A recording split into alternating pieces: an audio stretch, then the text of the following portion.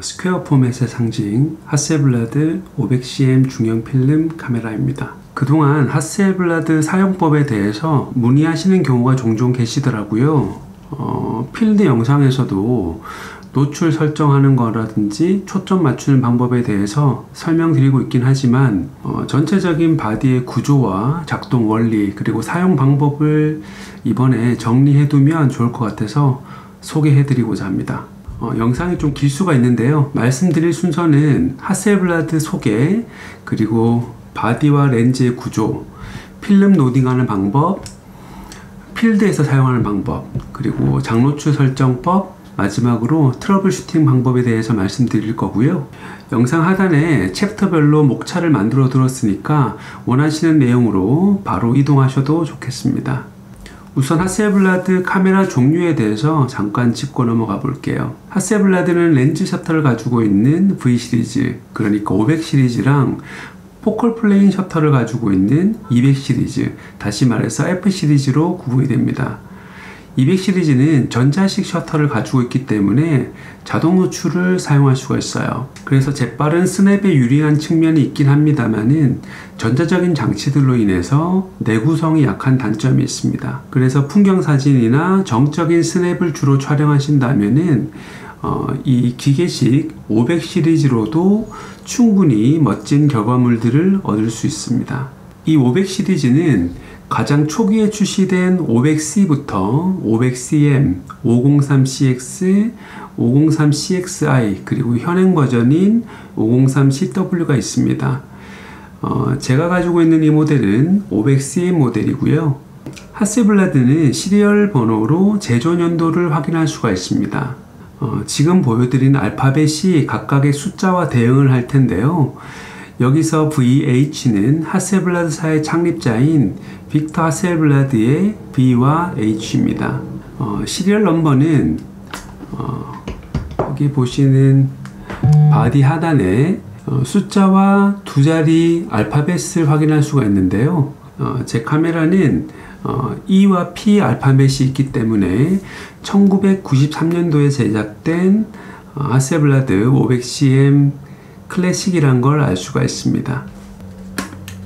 이제 본격적으로 바디 구조에 대해서 알아보도록 할게요. 하셀블라드는 모듈식 카메라입니다. 출시 당시 굉장히 혁신적인 디자인이었어요. 모든 부품이 모듈 단위로 해체가 가능하고 조립도 직관적이고 간편합니다. 기능적으로도 디자인적으로도 심플하면서 매우 아름다워요. 여기 렌즈에는 조리개와 셔터 스피드, 그리고 초점, 렌즈 셔터까지 사진을 촬영할 수 있는 기능들이 모두 렌즈에 있습니다. 그리고 바디는 카메라 옵스큐라, 말 그대로 어두운 암실인데요. SLR 방식인 걸 알 수 있어요. 이렇게 미러가 안에 들어 있습니다. 그리고 필름을 로딩하고 동시에 셔터를 장전할 수 있는 로더가 옆에 위치하고 있습니다. 자, 이제 필름을 로딩해 보겠습니다. 테스트를 위해서 다 쓴 필름을 활용해 볼 텐데요. 새 필름을 장전하는 방법 역시 동일하니까 참고해 보세요.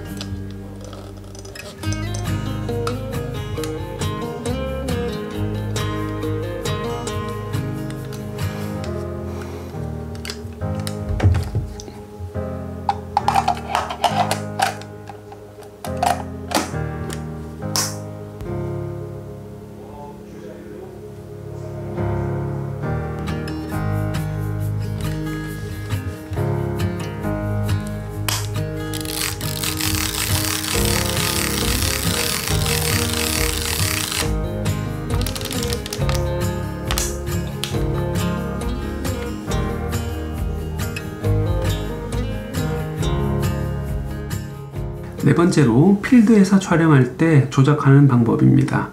하셀블라드는 내장 노출계가 없습니다. 그래서 외장 노출계로 노출값을 측정한 후에 측정된 조리개와 셔터 스피드에 맞게 렌즈에 위치한 조리개 링과 셔터 스피드 링을 맞추어서 돌려주면 됩니다.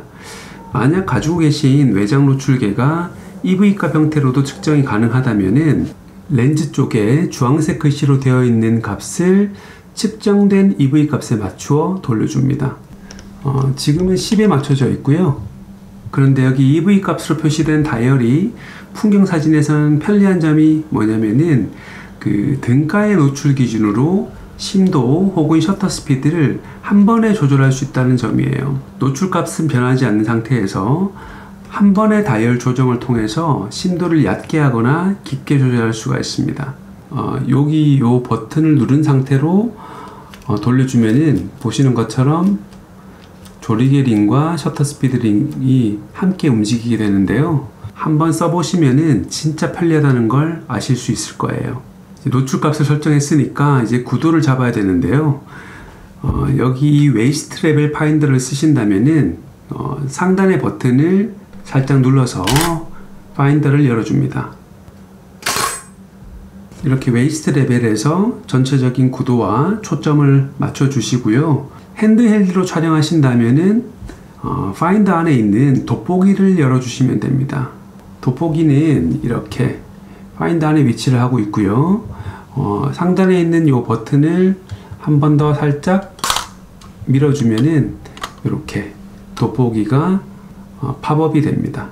돋보기에 눈을 갖다 댄 후에 파인더를 들여다보시면은 초점 잡기가 훨씬 수월하실 겁니다.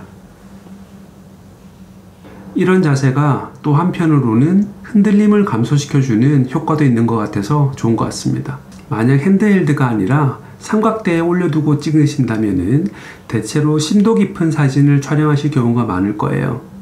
이럴 때는 초점링에 표시된 조리개 값에 따른 심도 표시를 활용해서 과초점 기법으로 설정하시면 편리합니다.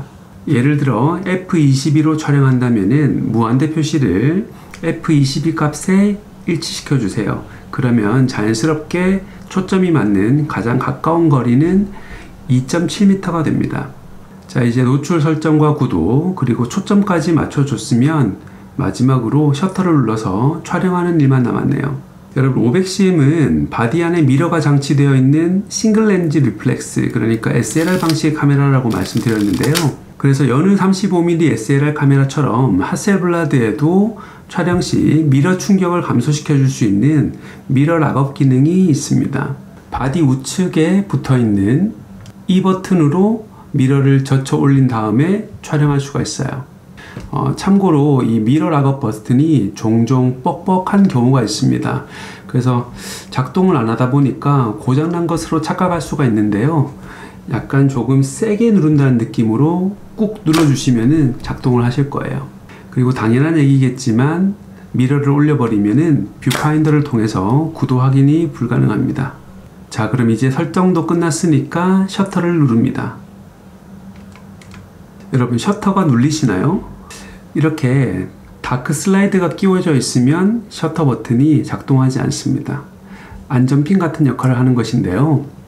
또 반대로 다크 슬라이드가 빠져 있는 상태에서는 이 필름 매거진이 분리되지가 않아요. 만약 다크 슬라이드가 없는 상태에서 이 매거진이 그냥 분리되어 버린다면은 애써 촬영해뒀던 필름들이 다 날아가 버리겠죠. 그래서 어떻게 이런 기계적인 설계만으로 이런 디테일한 기능까지 만들어 놓은 건지 진짜 대단한 것 같습니다. 자, 이제 다크 슬라이드까지 제거를 했으면 정말 최종 촬영까지 왔습니다. 그럼 아까 설명드렸던 미러 락업도 한번 작동시켜 볼게요. 자, 이제 45도로 되어 있던 미러도 접혀 올라갔습니다. 이 셔터를 누르면 렌즈 셔터를 작동시키면서 이 바디와 매거진 사이의 차광막도 같이 열어줍니다. 그러니까 필름이 빛에 노광되기 위해서는 렌즈에 위치한 리프 셔터가 열려야 하고요. 그리고 뒤에 있는 차광막도 동시에 열려야 빛이 통과하면서 필름면에 상이 기록되는 구조입니다. 여기서 이 차광막의 역할은 이 렌즈를 교환할 때 빛이 필름에 닿지 않도록 빛을 차단시켜주는 기능을 해주는 거죠. 그런데 렌즈 셔터는 이 벌브가 아닌 이상 미리 정해둔 셔터 스피드대로 열렸다가 닫히는 데 반해서 차광막은 이 셔터를 놓는 순간 닫혀버립니다. 그러니까 무슨 말이냐면은, 예를 들어서 셔터를 1초로 설정했다고 가정해 볼게요. 그런데 이 셔터 릴리즈는 1초보다 짧게 눌렀다 떼버리면은 이 렌즈 셔터는 설정해 뒀던 1초 동안 열렸다가 1초 후에 제대로 닫힐지는 몰라도 차광막은 이 셔터를 놓는 순간 같이 닫혀버리기 때문에 원했던 노출 시간이 확보되지 않습니다. 자, 한번 테스트를 해볼게요. 지금 셔터를 1초로 잡아놨거든요. 누르자마자 떼보겠습니다. 들으셨어요? 셔터는 타이머에 따라 돌아갔지만 뒤에 차광막은 바로 닫혀버렸습니다. 다시 한번. 들으셨죠? 그래서 하셀블라드를 사용하실 때는 가능한 한 셔터를 꾹 눌렀다가 이 렌즈 셔터가 열렸다가 닫힐 때까지 한 박자 기다린 후에 셔터를 놓아주는 습관이 중요한 것 같아요. 자, 그럼 장노출 사진을 촬영할 때는 어떤 기능을 활용하면 될까요? 우선 셔터 스피드 조절링을 B 모드로 옮겨줍니다. B 모드는 아시다시피 벌브 모드를 뜻하고요. 셔터를 누르면 렌즈 셔터가 개방되고 놓으면 닫히는 형태입니다. 그리고 여기서 또 하나 핫셀을 좋아할 수밖에 없는 특별한 기능이 하나 있는데요. 바로 T 셔터예요. 여기 셔터 버튼 아래 레버가 하나 보이시죠? O 또는 T로 설정할 수가 있는데요.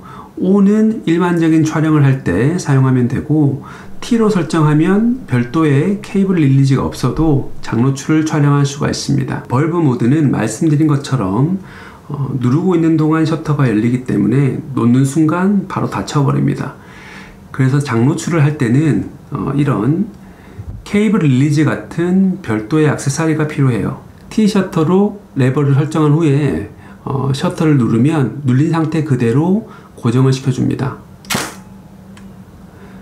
고정이 되었죠. 그 다음에 셔터를 닫을 때는 셔터 아래 레버를 안쪽으로 살짝 밀어주면 이렇게 찰칵하고 셔터가 닫히는 구조입니다. 기본적으로 이런 케이블 릴리즈를 사용하는 것이 흔들림 방지 차원에서는 최선이겠습니다만은 T 셔터 역시 차선책으로는 충분히 역할을 다해주는 아주 소중한 기능이에요. 그리고 마지막으로 핫셀을 사용하면서 만날 수 있는 고장 아닌 고장을 셀프로 해결할 수 있는 몇 가지 팁에 대해서 말씀드리면서 오늘 영상은 마무리하도록 하겠습니다. 첫 번째, 렌즈 교환이 안 되는 경우가 있습니다. 핫셀은 이 바디에 붙어 있는 셔터 코킹 레버를 돌리면은 바디 내부에 기어가 돌아가면서 렌즈의 셔터를 코킹해 주는 구조인데요. 렌즈를 빼기 전에는 반드시 셔터를 코킹 해주고 렌즈를 빼줘야 합니다. 그래야 렌즈를 다시 마운트 할 때 여기 보시는 이 바디부의 이 기어하고 그 다음에 렌즈에 있는 요 기어의 두 가지 이빨이 맞아 들어가는 겁니다. 그런데 간혹 렌즈를 분리해 놨다가 지금 여기 보시는 미세한 파이프가 있는데요. 요게 눌려지면은 셔터가 작동해 버리거든요. 그래서 코킹이 풀리는 경우가 있어요. 그렇게 되면은 기어 이빨이 돌아가기 때문에 일치하지가 않거든요. 그래서 렌즈 마운트가 안 됩니다. 그래서 그럴 때는 여기 풀린 렌즈를 다시 코킹 해줘야 되니까 여기 보시는 요 화살표 보이시죠? 요 화살표 방향대로 50원짜리 동전을 끼워서 한 바퀴 돌려주시면은 다시 장전이 됩니다. 그렇게 되면은 정상적으로 바디에 장착해 줄 수가 있습니다. 두 번째는 이 바디 옆에 보시면은 카메라 상태 정보를 확인할 수 있는 표시창이 두 개가 있습니다. 빨간색과 흰색 두 가지로 표시가 되고요.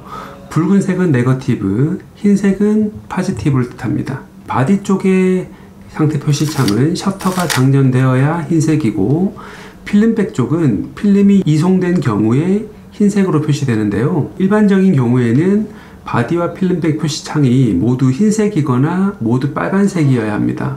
만약에 필름백이 흰색이고 바디가 붉은색이면은 필름은 이송이 되어 있지만 그래서 미노광 상태이고요. 그런데 셔터가 장전이 안 된 상태입니다. 이 경우에는 필름백을 분리한 후에 셔터를 장전하고 다시 필름백을 끼우면 둘 다 흰색이 될 거예요. 반대로 필름백이 붉은색이고 바디가 흰색이라면은 셔터는 장전되어 있지만 필름이 이송되어 있지 않은 상황입니다. 의도적으로 다중 노출을 촬영하시는 경우가 아니라면 필름백을 다시 분리하고 공셔터를 날린 후에 필름백을 끼우면 붉은색으로 깔맞춤을 할 수가 있을 거예요. 자, 지금까지 이 하셀블라드 500CM의 구조와 사용법에 대해서 말씀드렸는데요. 내용 중에 궁금한 점이나 코멘트가 있으시면은 댓글로 남겨주시면 좋겠습니다. 영상이 도움이 되셨길 바라면서 오늘 영상 마치도록 하겠습니다. 감사합니다.